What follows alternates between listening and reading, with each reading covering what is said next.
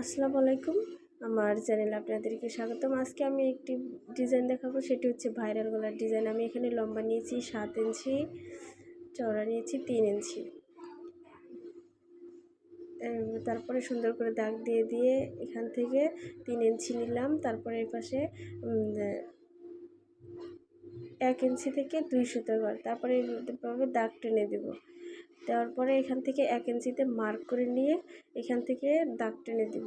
দেখুন অনেক সুন্দর একটি গলার ডিজাইন।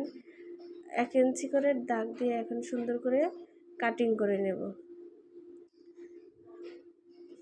ভিডিওটি আমি খুব সহজভাবে দেখানোর চেষ্টা করলাম। আপনারা চাইলে এভাবে এই ভাইরাল গলার ডিজাইনটি তৈরি করতে পারবেন।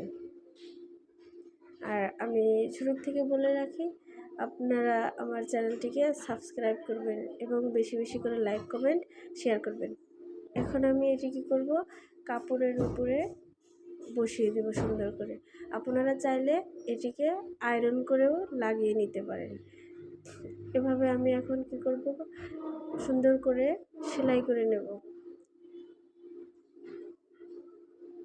সেলাই করে নেওয়ার পরে কাপড়ের উপরে দিয়ে এখান থেকে মাছ বরাবর মার্ক যে করছি ওইখান থেকে যে ফিতেগুলো যে বানিয়ে নিয়েছি ওইগুলা এখানে এভাবে দিয়ে তারপরে আস্তে আস্তে ধীরে ধীরে সেলাই করে নেব।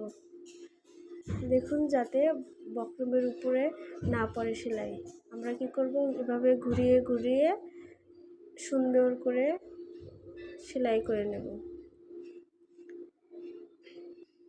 কোনাকুনিভাবে দেখে আস্তে আস্তে এভাবে সেলাই করে নেব।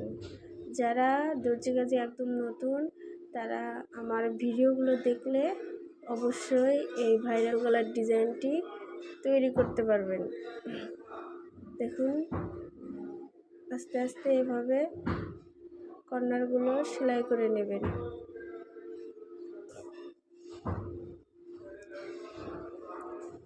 যারা আমার চ্যানেলে নতুন, তারা অবশ্যই আমার চ্যানেলটিকে সাবস্ক্রাইব করবেন। এখন আমি কি করব, কাটিং করে নেব। কাপড়গুলো সাইড থেকে সুন্দর করে কাটিং করে নিয়ে ছোট ছোট করে কাট বসিয়ে দেব, যাতে ফিনিশিংটা ভালো আসে। এভাবে ছোট ছোট করে কোনোভাবে কাটিং করে নেব। এখন উল্টিয়ে নিব। উল্টিয়ে নিলে দেখেন এই ভাইরাল গলার ডিজাইনটি অনেক সুন্দর হয়েছে।